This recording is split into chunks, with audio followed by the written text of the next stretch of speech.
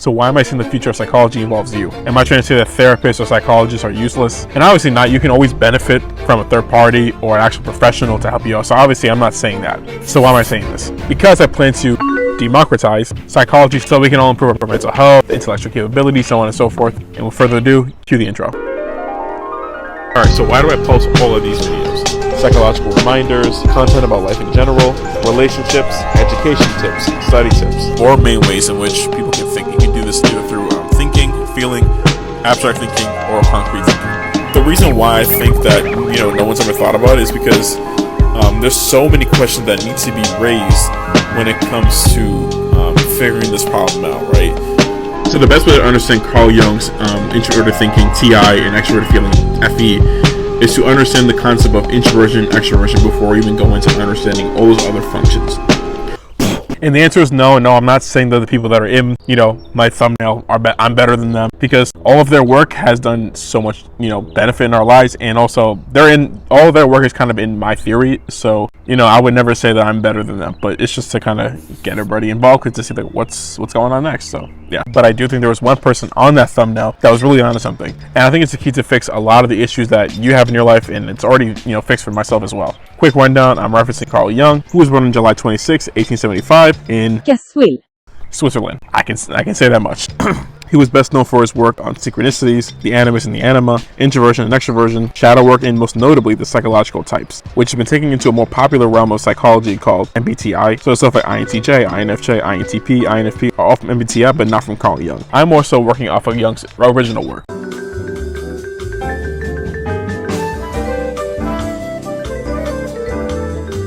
So for those who don't know, my name is Adam, and I have a TikTok page doing more like general psychology work, but I have a book that's very much written with cognitive functions, a lot of stuff from OP, and a lot of my own original concepts as well. I spent a year and a half from April 2021 all the way to September 2022 writing that book. So with that in mind, now I want to kind of get into the philosophy of our whole work. So first of all, I don't use personality types or cognitive functions to understand behavior alone. Rather, I kind of use it more to really get in depth with understanding the actual thoughts and processes and how we retain information in the mind rather than just, like I said, behavior. And specifically, we don't see the cognitive functions as archetypes. We see them as thought processes that have very distinct ways in processing and retaining information rather than somebody who fulfills a certain character archetype of some sort, which is really going to help us to understand why some people can socially look the same but then psychologically be different. For an example, right, there's ENFPs out there that feel like they're very much an introvert but their type indicates they're an extrovert. Well, you can be psychologically introverted but then socially extroverted, or vice versa. And the third point, like I mentioned earlier, we do use concepts from OP, aka objective personality. Now, I love David Shannon. I've been watching it since I was in high school, pretty young. I'm only 23, so I've been watching it for so many years now, and I really like their content. I think they really struggle with that concept of with the animals and the modalities, and we think stuff like that's just really genius, and we incorporate it into our theory as well. And for the third, we're going to make our system really adhere to the biopsychosocial model. And for those who don't know, here's a little definition here. Pause and read it. But mainly, this is really our best way to show our commitment to making our theory as accurate as possible. And it benefits us to also use this model because there were certain psych concepts that we created in our theory that didn't make much sense, but when we looked at the biology, aka the neuroscience, things start to click and make a lot more sense. Which means we do believe in mixing disciplines, mixing the biology, the psychology, and the sociology. Now here's the next thing I think that's going to make a lot of people scratch their heads or kind of be like, oh well, that's kind of genius, which is we're creating a unit of measurement for the cognitive function. Now I think this is going to be the best way in which we can actually figure out how to concretely track these functions in reality rather than just kind of trying to get used to understanding the philosophy behind it and then just trying to on your own pick out the function yourself. Doing this can kind of help cut down the time in which people can kind of learn to understand how to track these things in reality, to help make experiments and studies a lot more legitimate, because now we have something that's going to actually help us to track these things in reality, track a logical statement, track an emotional statement, an abstract, a concrete one, right? We're the biggest stickler for personality types.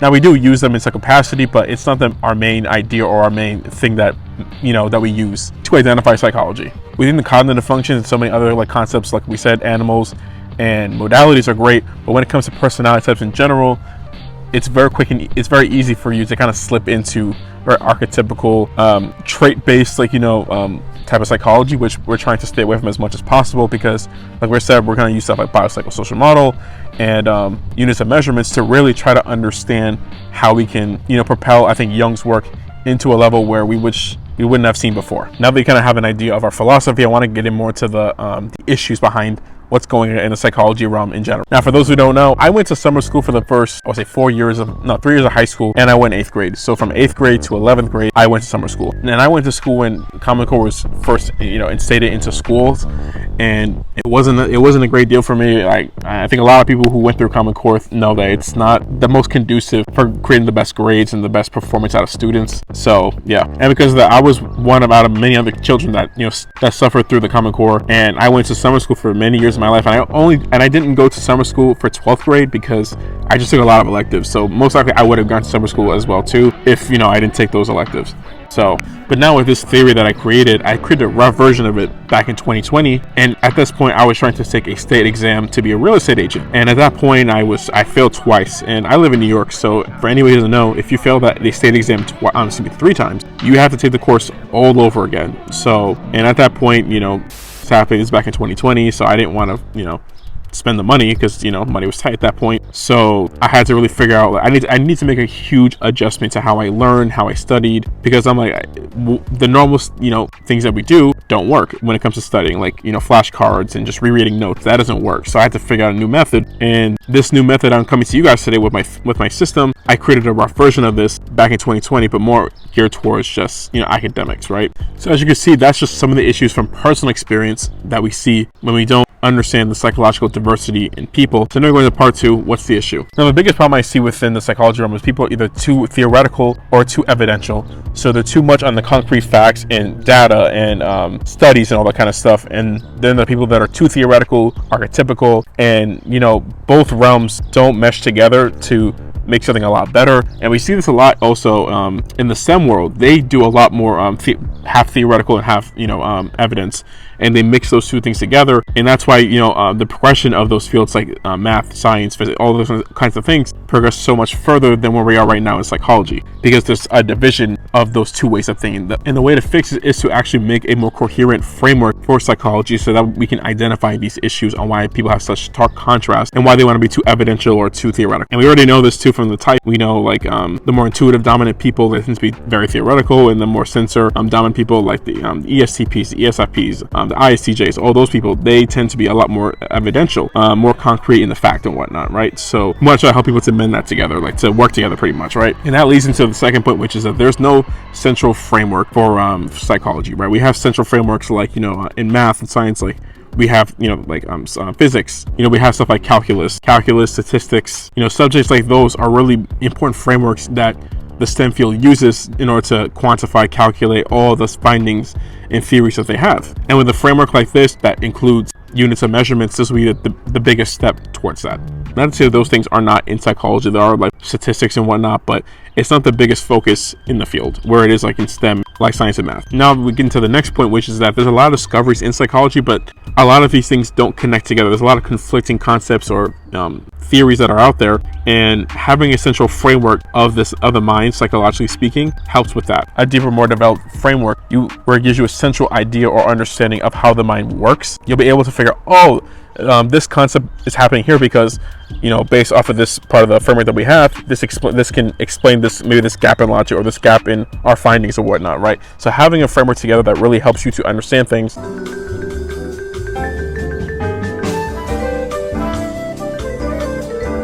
The next issue, I think it's going to be kind of controversial. I think people might have an issue with this, but I'm going to say right now, there's not enough of a STEM-like mindset. I keep saying STEM a lot, but there's not much of a STEM-like mindset within psychology, right? When you learn subjects like math and science, even though you may not have a use for it in your everyday life, it does really prime your mind to think in certain ways that you really wouldn't have in any other way. There's nothing in life that really prompts you to think in the way in which the STEM subjects really prompt you to do, right? So it really teaches you how to understand implications, how to really understand how to connect things together, how to reference this with other information. And even though you don't have straight up information that confirms your theories right now, it can be the catalyst to help you to find the answers that you're actually looking for to confirm your theories. And if you want to use more OP terms, I'm talking about double observing. To be quite honest, a lot of the psych realm seems like to be a lot of single observers really coming in to just theorize all day and confirm none of this in reality.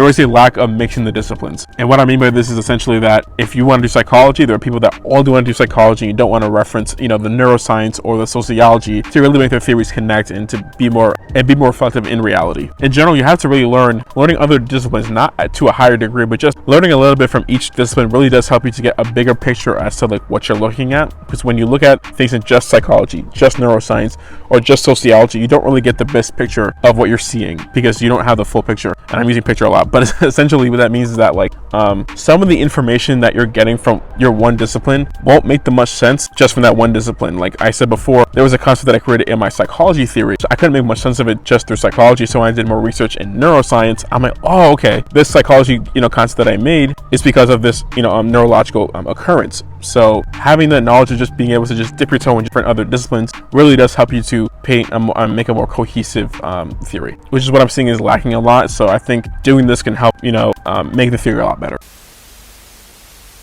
Now, the next issue is the replication crisis, where we can't really replicate the data that we've got from other experiments or findings or research, which means that we really can't replicate the data or the findings that we get from experiments or from testing. And I think it's because we're not actually testing what we think we're testing, because we don't fully understand and have a more comprehensive, deeper developed framework that can help us to understand what we're actually looking at. And I don't know if you can tell if there's a theme going on, but it's essentially just a lot of one-off occurrences that we keep noticing, recognizing that are true, but we can't really make much sense of it because we don't understand the full context of it, because we can't connect this information with other things that we're seeing. And it's because we really need a more developed framework that can connect all of these issues together. And just like with any other industry, we all got our problems and issues, but here's just some of the main ones that I've been seeing recently. And now we get into the last part, which is how do we actually fix all these issues? The way we can do it is the first step, which is actually make a unit of measurement. Actually be able to say, okay, you have 1, 2, 3 logical statements. You have 1, 2, 3 negative emotional statements. Like, let's actually make a unit of measurements that we can actually track a logical statement. We can track an emotional statement, an abstract, a concrete one. Because to this day, we're trying to figure out how to track psychology, but we're still questioning, was that a logical statement? Was that not a logical statement? Was that abstract? Was that, like, we don't really know, because everything is so mushed together, because we don't have defined definitions or clear defined definitions of what these things are. We're still questioning. If we can't really recognize these things in reality, that means we really fully don't know what these things are, because we don't agree on what these things are yet. So having these things defined and then be able to then have these unit measurements to then be able to track these statements to really understand what's going on in somebody's mind would be the best way to kind of go about it. And then having a unit of measurement would then be able to bring in more different types of math into psychology, because we can say, okay, well, I can see based on the averages right now, if you have these this amount of negative statements or negative emotional concepts in your head, you're more likely to have this mental health issue. Or if you don't have this many logical statements, you're less likely to have logical coherency, or so on and so forth, right? So having a unit of measurement is going to really help us to be able to figure out where to go with this and where to more concretely define these highly abstract concepts that we're talking about here. Now, the last part I want to kind of get into is our motivation behind this, right? For those who don't know, my name is Adam, like I said before, and for those who don't know, I've been making this theory up with my brother for almost 2 years now. And I want to kind of go into how we got into all this and how we figured, how to do this. So this kind of all came in because we've already been like learning psychology, for fun, learning about objective personality, MBTI, all those things just for fun prior to 2020. Like, that was just something that we just did for fun. And then once 2020 hit, I wanted to be a real estate agent. And at this point, I was already kind of running away from doing anything academic. Like, I didn't go to college. I didn't do anything academic related because I had so much kind of like trauma associated with education in general, because of how much I kept failing and how much just the bad memories that I had with education. It just made me not want to do anything academic at all.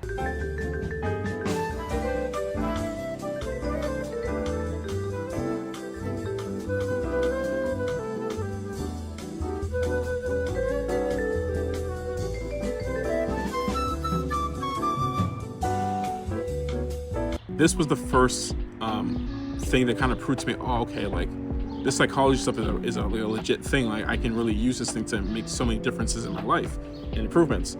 And around late 2020 in December, my brother was like, how do we just make this into a book, or just make this into a business? Like, why don't we just like start kind of teaching people like how to understand their type and their cognitive functions to be able to do better in school, which is what we did all the way up until, I would say, October 2022. And then that's when we started to make the pivot to just do general psychology stuff, Because if you look in our TikTok page, like half of it is just like education material, and then we just like switch to just general psychology stuff, because we really start to notice that all these things that we're talking about for like education could be used for anything. It could be used to understand your emotions, to improve your memory, to improve your academic skills and all that kind of stuff, right? Because I know there's a lot of people that have the same story like me, who really thought that they were not made for school, they just weren't smart enough, but really just because of our definitions of what intelligence is, and then the markers that we use to measure these things really through school, or the people who don't think just like that. And that's another issue that I had in my whole life, and I see a bunch of other people who share the same as well, whereas they kind of label themselves as if they're not smart. But when I talk to them and I see how they speak and how they break things down, I'm like, you definitely have the mindset to be in school, to be academic, to be intelligent. But because, like I said, these very limiting definitions of what we have of intelligence really does, I think, we shoot ourselves in the foot when it comes to educating ourselves as a society, and our whole idea around just being intelligent in general. We just really need to update it. And then over time, I started to really notice, like, I also want to help the people that are just like me and have all these issues, but I also want to I want it to be very instrumental that somebody who really failed in the education system really was able to build themselves up to be somebody who can not only understand, all the highly academic things that, like, who thought that it was like kind of far out of reach, not only was able to do that, but also able to kind of change the world, or just change psychology in general. And I think that could be an amazing thing that, maybe one day I can accomplish. Maybe I can, maybe I can't. But, it's something that I believe in. And maybe you watching this will be like, I'm BSing right now. But it is what it is. I truly believe in that. And think one day that can happen. Then don't watch. It's fine.